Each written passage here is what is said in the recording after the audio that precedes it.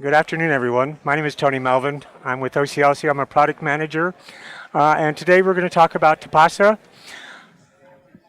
Are we good? Tipasa was created or designed about 2 years ago. We made the announcement that Tipasa would be replacing Iliad in the future.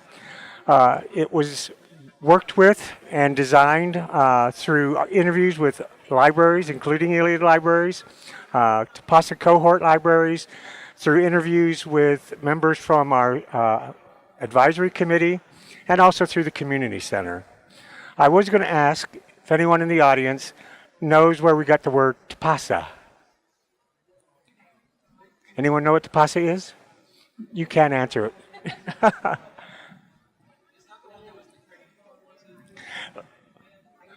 You're right.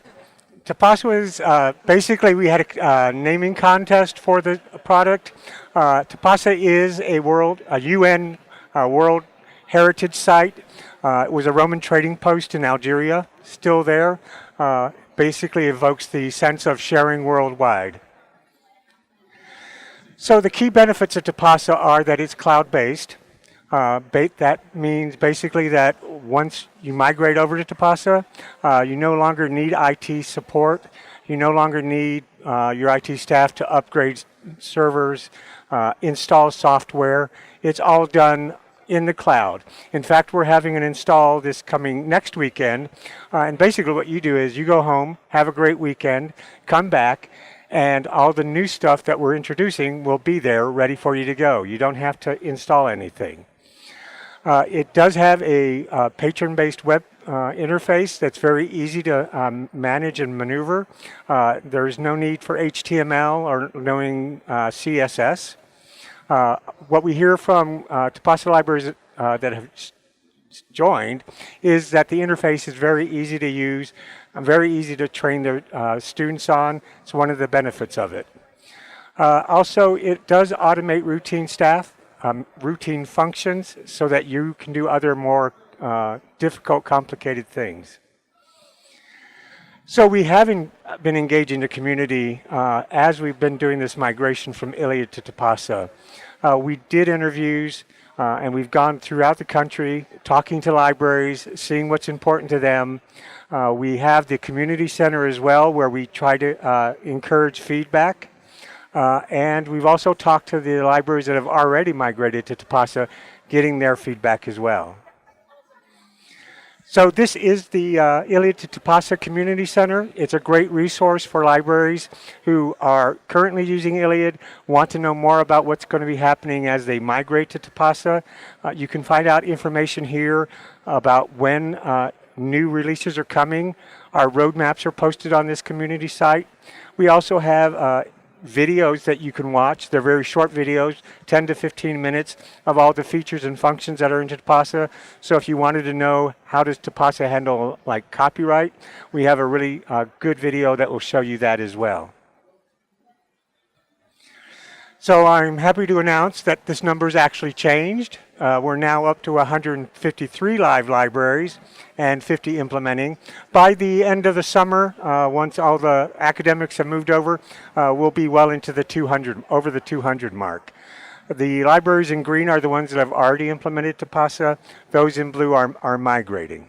And you can see that we've gone all the way from the tip of Florida, all the way up there to Juneau, Alaska.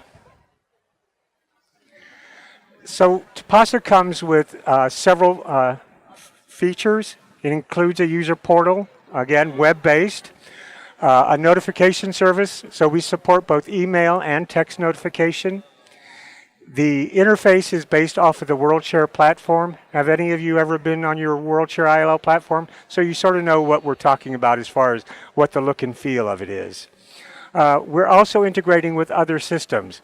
In fact, this coming weekend, that install I mentioned is our integration with the WMS AC and WMS Circ. And I'm going to be showing some of that functionality towards the end of this presentation.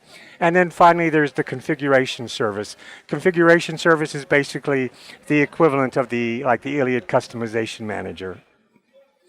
So let's take a look at the Patron interface. So this is the main page of the Patron interface. You can see that you can insert your library's logo. You can insert library links, so if you want to link your patrons out to other parts of the library website, you can do that. If you have a chat widget, you can include that as well. I'll just point out a few things here. If you're delivering a document to your patron, it will show them how many views they have or how long they have to view that document. Also, you notice that you can allow your patrons to cancel or renew material. That is something that's completely optional that you would set up. Also, the patron interface is responsive.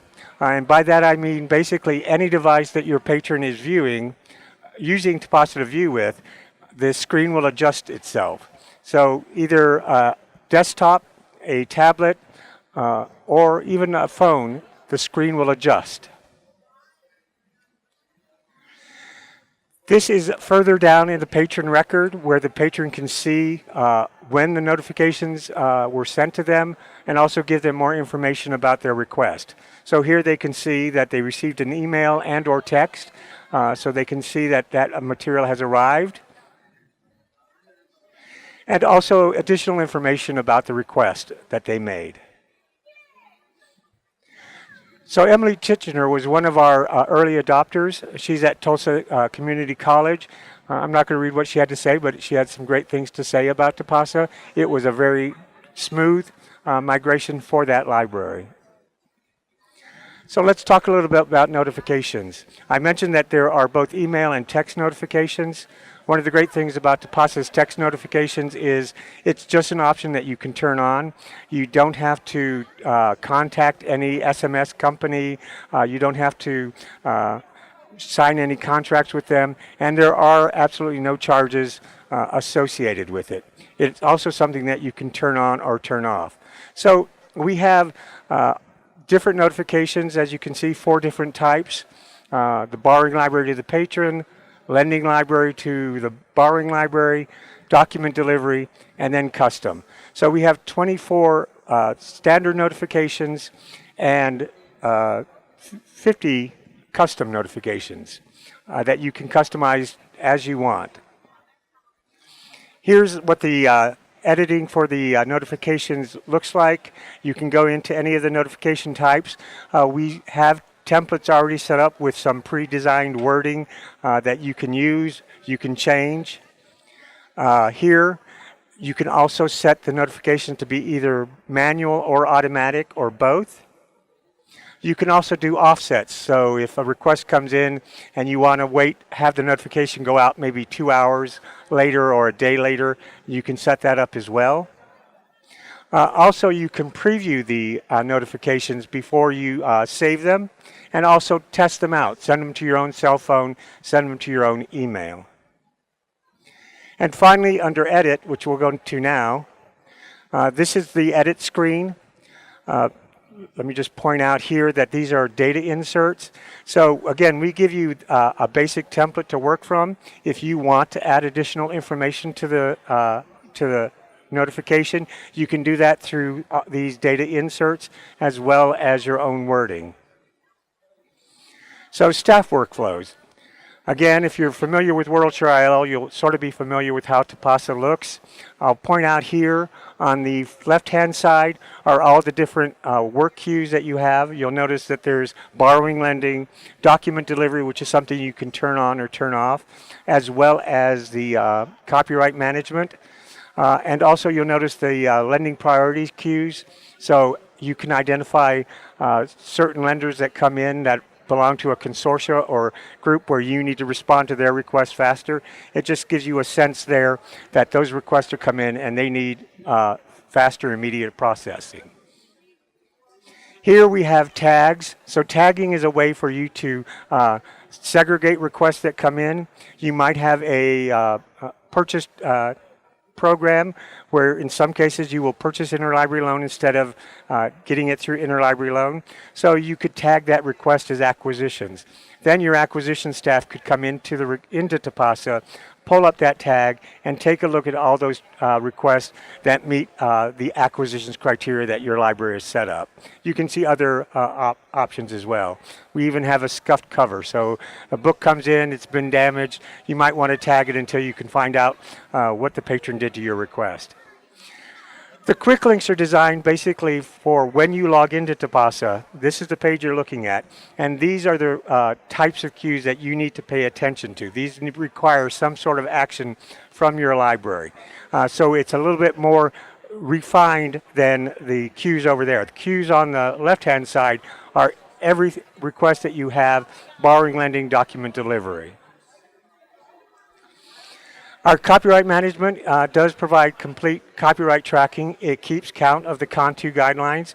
Only requests that fall within the 5-year time frame are routed through this process. It will identify to you when a request has exceeded fair use.